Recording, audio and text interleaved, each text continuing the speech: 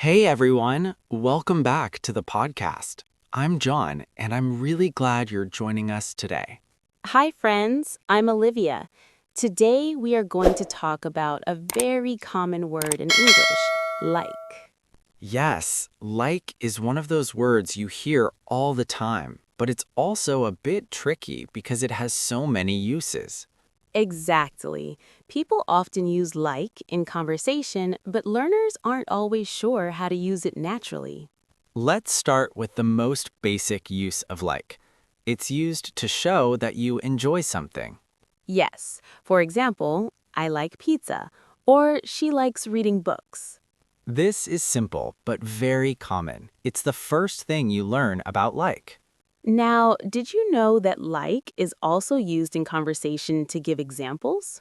Right. For instance, I enjoy outdoor activities like hiking, cycling, and swimming.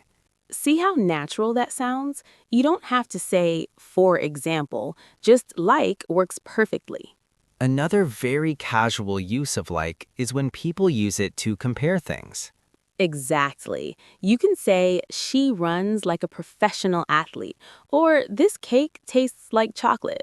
It's a way to show similarity, and native speakers use it all the time. Here's the fun one.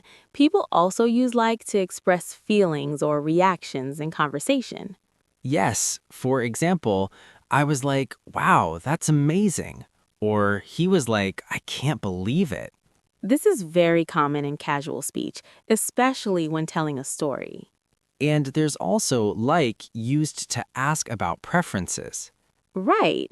Do you like coffee, or what kind of music do you like?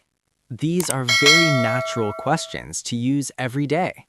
Another interesting use is like to soften a sentence, especially when you are unsure or thinking. Yes, for example, I'm like not sure what to do, or it was like really funny.